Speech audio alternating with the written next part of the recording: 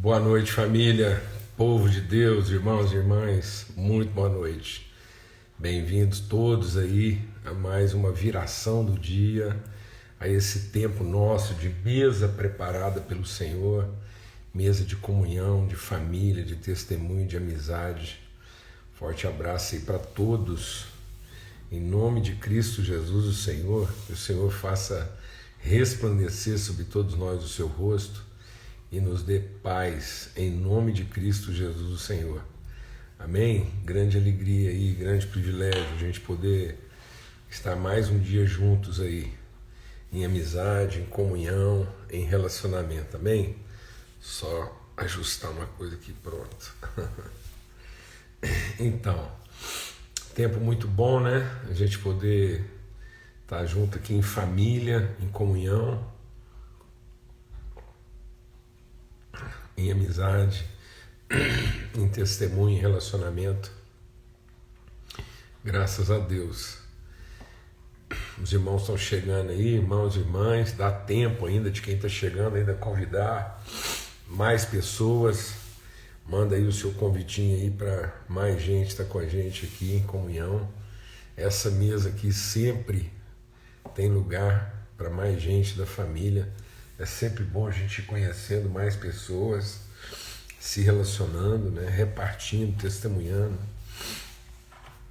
Maravilhoso esse privilégio mesmo assim de comunhão. Tanto testemunho, né? Tanta coisa aí acontecendo na vida de tanta gente. Maravilhoso mesmo. Muito bom. Muito bom, né? A gente está conversando aí sobre essa questão aí do amor, né? Que tudo suporta, né? Essa questão do amor que dá suporte, dá sustentação, o amor traduzido na sua forma plena, né? Não o amor confundido com nossos impulsos, desejos, conveniências, interesses, né? Mas o amor da nossa convicção de identidade, natureza. Amém, amados? Um amor que vê o outro e oferece, entrega espontaneamente. Muito bom. Graças a Deus. Hoje eu quero conversar sobre algo assim, dentro daquela caixinha de perguntas que foi compartilhada aí, né? Domingo, e muito bom.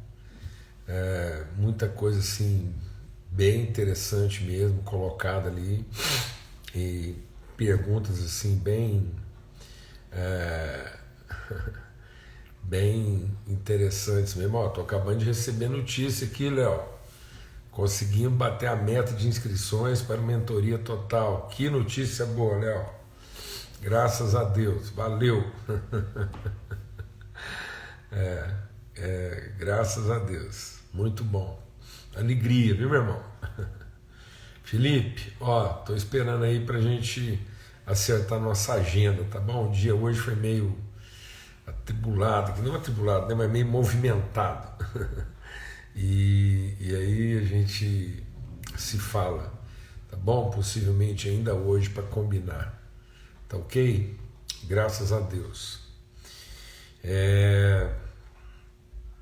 Eu gosto muito desse tempo aqui de live, porque para muita gente aqui não era nem nascido, né? Mas eu cresci, né, num ambiente de programa de rádio, então eu sou antes da televisão, viu, gente? Então, se você acha que essa questão de distanciamento social, então a gente vencia muito desse distanciamento social com rádio, às vezes rádio AM, cheio de chiado, né, de estática, como a gente falava, rádio de válvula. E quantas vezes à noite eu ficava lá coladinho no rádio, passava às vezes um tempo na fazenda com os parentes, gente que a gente não via há muito tempo, e eu ficava escutando lá os locutores de rádio, muitas vezes pastores, que faziam um trabalho social muito interessante, porque eles faziam essa questão assim espiritual da comunhão, né, do encontro. E aí era aquele negócio de mandar abraço para um, mandar abraço para outro. O fulano manda avisar para a família dele, para a mãe dele, que está chegando aí só semana que vem, mês que vem. O fulano manda avisar também que chegou lá na viagem, que está correndo tudo bem, manda notícia. Então é isso, sabe? Assim, é tão interessante a gente lembrar dessas coisas, porque eram formas, né, de vencer a distância no espírito, né, no empenho, no esforço. As cartas demoravam muito. Então, às vezes, para quem queria falar, não tinha telefone. Nem telefone tinha, mas tinha um rádio, né? Então, assim, hoje a gente está aqui com essa comodidade, né? A gente está com essa comodidade aqui que é tudo num aparelhinho só. É carta, é televisão e é rádio, é tudo junto. E a gente pode ter esse tempo de encontro aqui de família. E é isso mesmo. E ninguém era menos família. Ninguém era menos família, ninguém era menos amigo, ninguém era menos irmão, ninguém era menos espiritual, porque estava distante e porque às vezes não podia se encontrar, mas havia esse esforço, esse empenho, né, de superação, o esforço de chegar até o outro por todos os meios. Muito legal. E aprendi muito. Muito bom. Vamos ter uma palavra de oração. E aí eu quero compartilhar com vocês aqui, que está dentro desse contexto aí de questões levantadas, tá bom? Pai, muito obrigado pelo teu amor, obrigado por isso, por sermos família. E hoje a gente tem esse provisionamento, essa condição, esse recurso de escrever e a carta chegar imediatamente, de poder enviar uma mensagem com imagem, com som e chegar a tantos lugares. Eu quero te agradecer, Pai, porque o Senhor não permite, é sempre assim, o Senhor nunca permite uma dificuldade sem antes providenciar o recurso e a condição.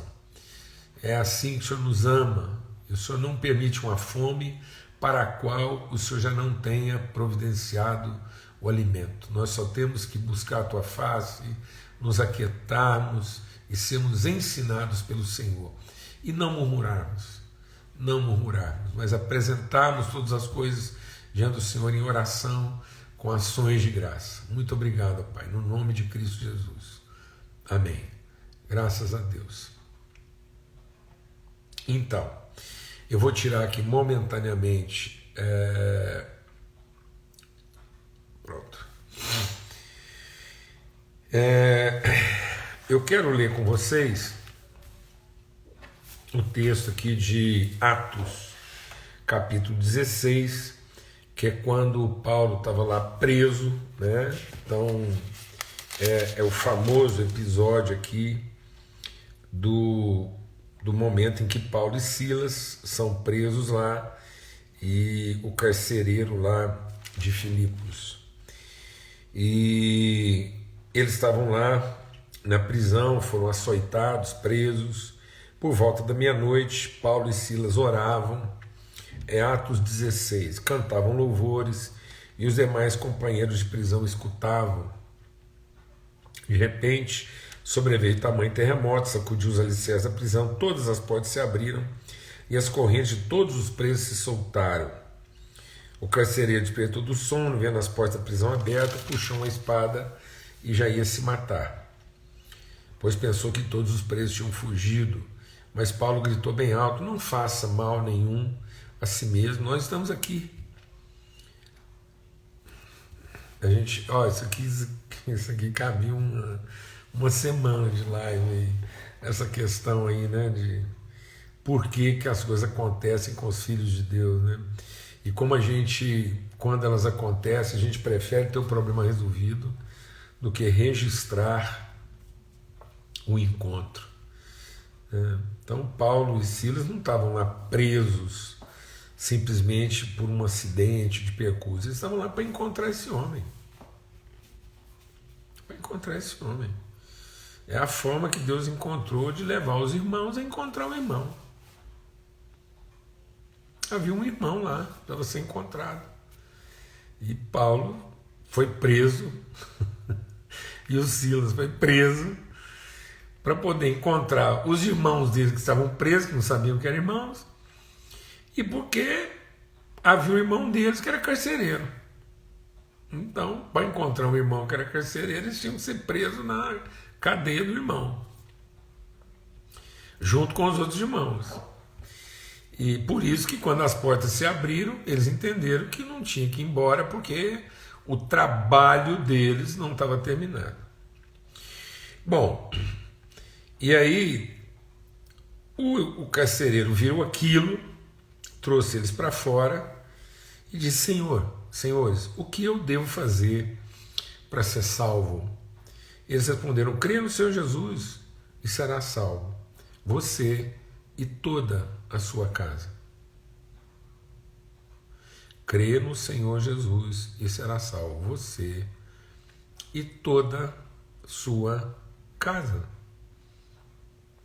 Toda sua casa. Toda ela. Toda ela. Todos que estiverem lá sob a sua responsabilidade.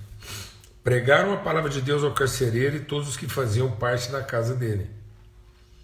Naquela mesma hora da noite, cuidando deles, lavou-lhe as feridas dos açoites. Logo a seguir, ele e todos os membros da casa dele foram batizados. Todos foram batizados. Então, levando-os para sua própria casa, deu-lhes de comer e com todos os seus manifestava grande alegria por ter crido em Deus. Irmãos, durante um período, né, de muita religiosidade, então a igreja foi tomando um caminho de muita religiosidade. E a religiosidade, ela se firma no rito. A religiosidade, ela se firma nas ações do homem. Então, quanto mais religioso no sentido litúrgico, no sentido devocional, quanto mais eu acredito numa relação com a divindade, respondendo ao idólatra, quanto mais a relação é de um ídolo com o idólatra, mais o idólatra quer controlar o ídolo através das suas ações. Então o ídolo fica refém, tanto é que o ídolo é colocado num altar para que o idólatra tenha controle para saber exatamente onde ele está. Então quem marca tudo, quem determina tudo na vida do ídolo é o idólatra, porque o ídolo é que fala a hora que o idólatra é que fala a hora que o ídolo vai descer, o que é que ele tem que fazer, onde é que ele vai abençoar, quem que ele pode abençoar, quem que ele deve abençoar. Então o ídolo, ele é um refém do idólatra.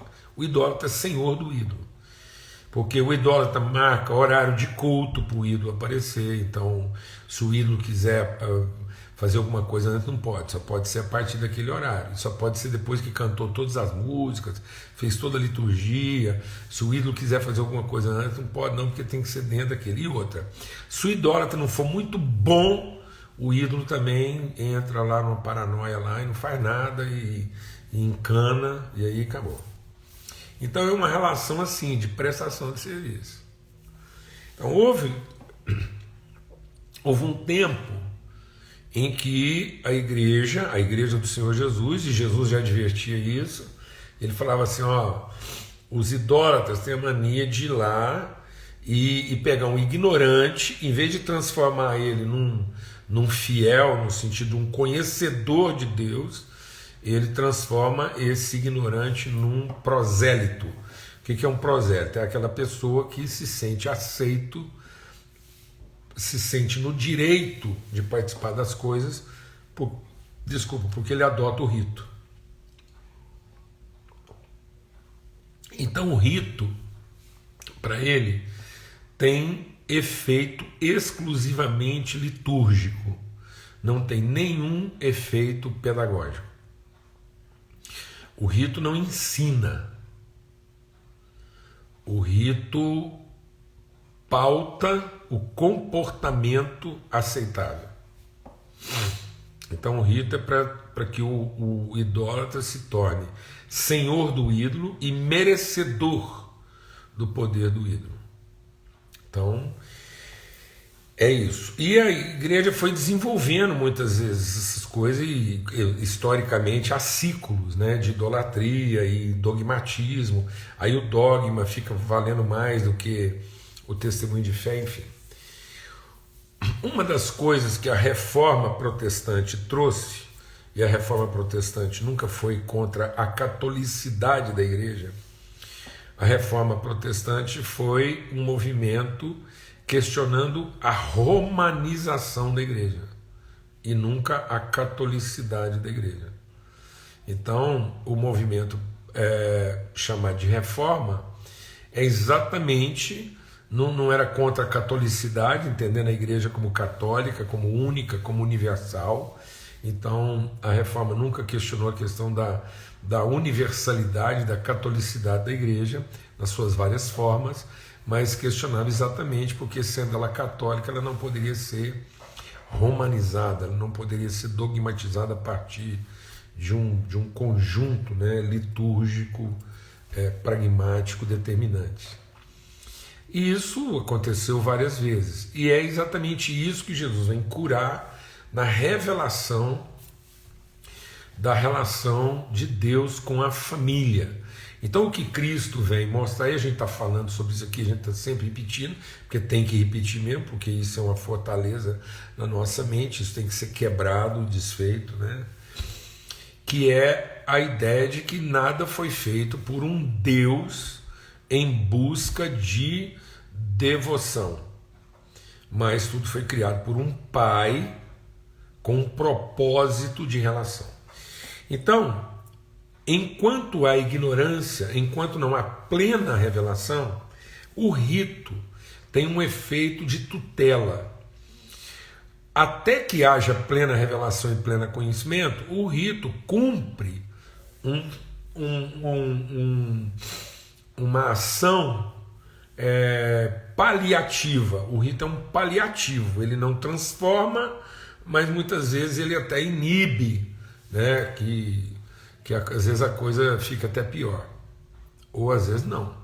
Mas então o rito, apenas a liturgia, não tem poder de transformar. Por isso que a lei nunca aperfeiçoou ninguém. Mas, observada com o coração verdadeiro, o rito pode arrefecer, né, o desenvolvimento da maldade, porque gera um certo temor. É uma tutela. Mas vindo a revelação, o que a revelação traz? A plena revelação trouxe o Espírito Santo. Por isso que a palavra de Deus diz: vindo a plenitude dos tempos. O que veio com a plenitude dos tempos? Veio o Filho gerado do Espírito.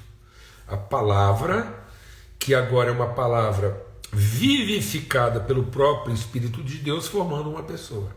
Então agora a gente sabe que a palavra de Deus não é para orientar um rito.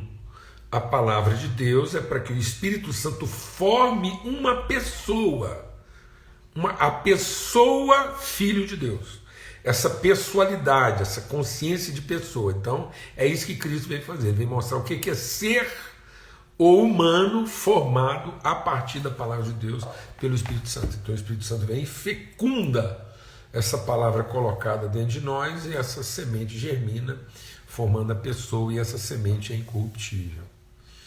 Por isso que o ministério do Espírito Santo, a obra do Espírito Santo, não é nos conduzir a uma liturgia. Então não existe uma liturgia espiritual. Existe uma pessoa espiritual. Porque o Espírito Santo, ele não é um condutor de liturgia. O Espírito Santo é um formador de pessoas. Por isso que a obra do Espírito Santo, o grande ministério, o ministério maior do Espírito Santo, pleno, é formar a pessoa. Por isso o Espírito Santo, no movimento, né, usando da liturgia, o Espírito Santo usando a liturgia, ele pode imprimir uma pedagogia, ele nos ensina. Por isso que o ministério vai lá, evangelista, como é que é o processo? O evangelista, o pastor e o mestre, porque aí o Espírito Santo nos ensina, transforma a nossa consciência e forma a pessoa consciente. E aí que a reforma na época entendeu que ela fez uma limpeza dos ritos e manteve 2 únicos ritos chamados de sacramento. Então nós temos 2 sacramentos, que é o sacramento do batismo e o sacramento da ceia, que não são ritos litúrgicos. O sacramento não é uma liturgia que nos torne merecedor, e nem é uma liturgia para os que merecem. Então, o batismo não me torna merecedor, e nem a ceia é para os que merecem. São 2 ações pedagógicas, que o batismo e a mesa, como aconteceu aqui. Então, o que aconteceu de imediato na casa daquele homem que ele criou? O que é o testemunho? A principal evidência de que aquele homem foi convertido pelo poder do Espírito Santo quando ele creu em Cristo corpo. Ele recebeu a revelação de Cristo corpo. Ele viu os irmãos. Primeiro sinal de que finalmente nossa visão foi iluminada é que os nossos olhos, ao se abrirem para Deus Pai, na revelação do Filho, nossos olhos se abrem para os irmãos, porque a obra do Espírito Santo é nos colocar em comunhão com Deus e com a família. Então, se mantém 2 únicos ritos que são sacramentos na formação da consciência de família na prática da comunhão. Então ficou o batismo e a ceia como sacramentos pedagógicos para a comunhão. Por isso, o que é um sacramento?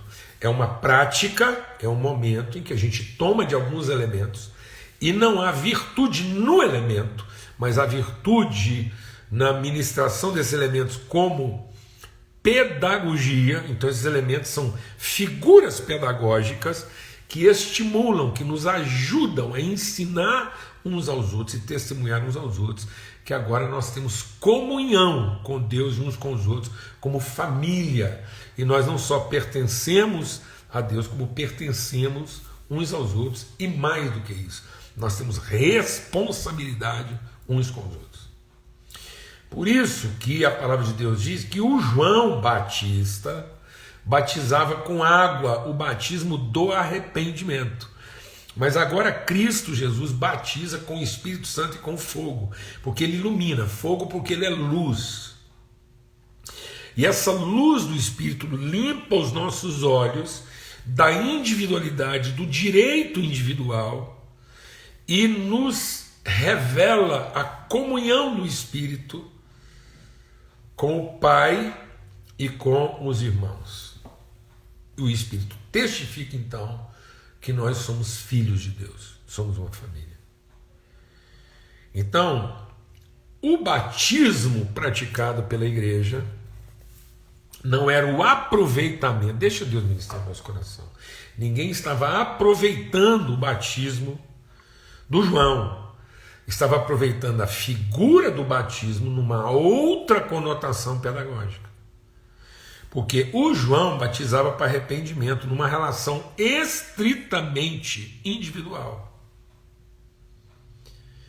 Era um ato de confissão individual de arrependimento, de pecado. Mas agora em Cristo Jesus nós não estamos arrependendo apenas do pecado. Nós estamos confessando a nossa iniquidade, nós estamos confessando a nossa ideia de direito, a ideia de que o indivíduo tem direitos sobre a relação, porque agora nós estamos iluminados, nós estamos salvos de quê? Nós estamos salvos do isolamento, da solidão. Quebrou, acabou, caiu, acabou. Foram destruídas as barreiras de separação e de todos ele fez um só. Então eu estou batizado nessa visão de comunhão. Então agora em Cristo Jesus, nós nos batizamos. O batismo agora é uma prática de comunhão. Então agora o batismo é o elemento pedagógico com o qual nós celebramos o compromisso. Que compromisso? De que agora nós somos responsáveis uns pelos outros. Então nós somos batizados no quê? Na consciência de família.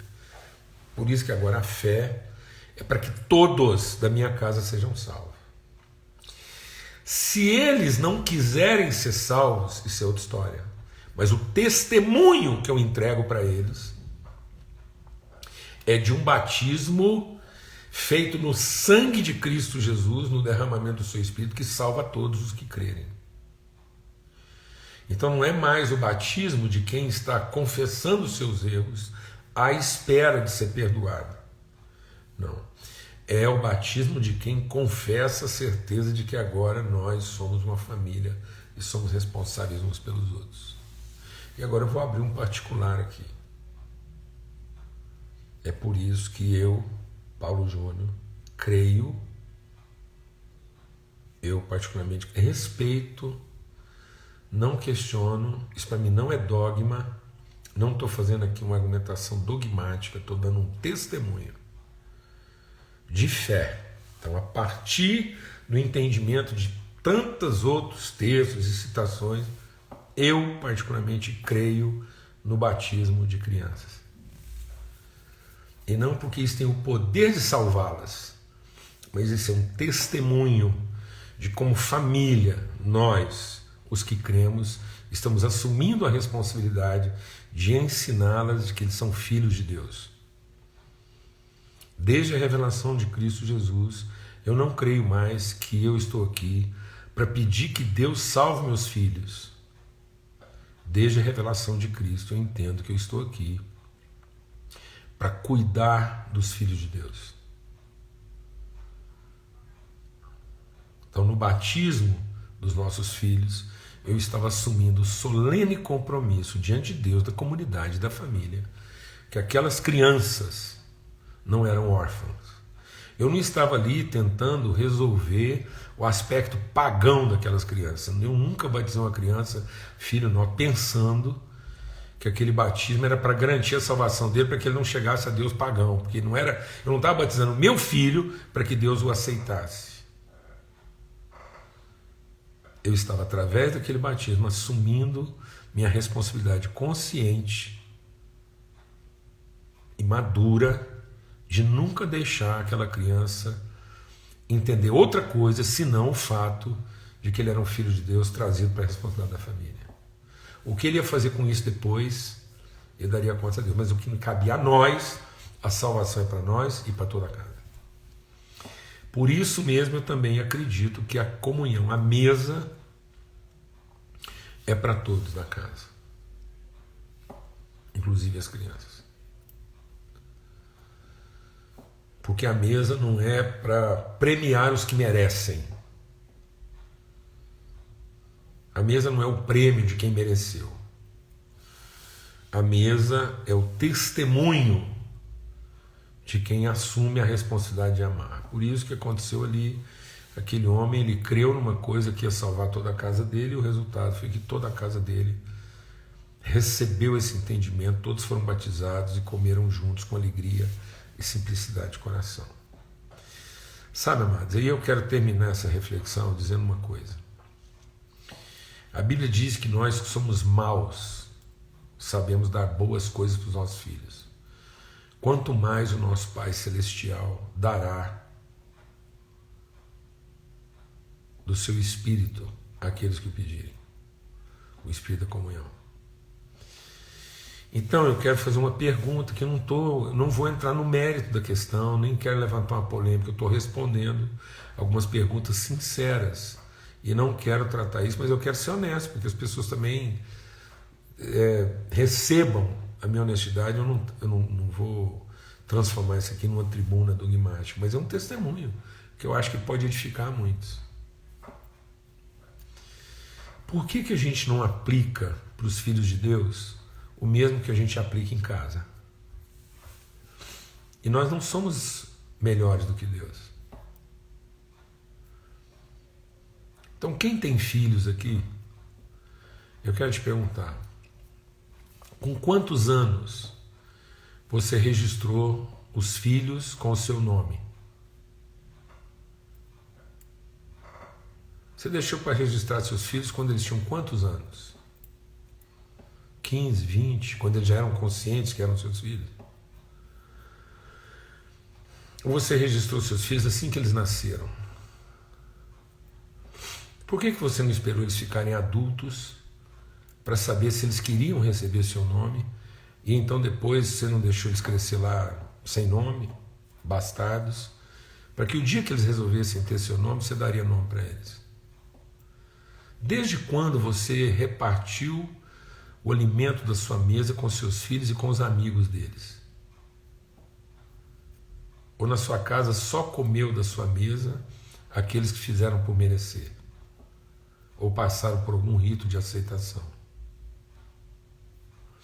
Então eu quero falar uma coisa, sabe, irmãos? Às vezes eu preferia frequentar a casa de alguns irmãos do que às vezes a igreja deles. Honestamente. E sei que isso aqui eu posso estar trazendo um assunto aqui assim difícil, mas eu tenho que ser muito transparente e honesto. Por quê? E por que que os seus filhos acreditam? E por que que seus filhos acreditam que são seus filhos? Porque no dia que eles nasceram, você entregou para eles um exame de DNA para eles carregar na carteira. E se alguém falasse assim, se alguém um dia tiver dúvida de quem que você é filho, apresenta esse exame de DNA. Você deu para ele o seu nome, como nome de batismo. Antes mesmo dele querer saber. E por que hoje ele acredita que é seu filho? Porque você ensinou isso para ele. E você estava preparado para ensinar isso antes mesmo que ele nascesse. E um dos testemunhos pedagógicos através do qual você ensinou isso para ele foi a mesa. Então o batismo e a mesa são celebrações pedagógicas de compromisso e comunhão. Porque é disso que a família é feita. A família não é feita de ritos de aceitação e mérito.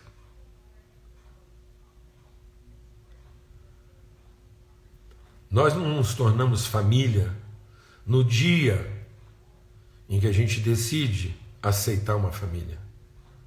Nós somos da família. E podemos nos rebelar contra esse fato. Ou podemos nos submeter a esse fato e usufruir a pedagogia da comunhão e do compromisso.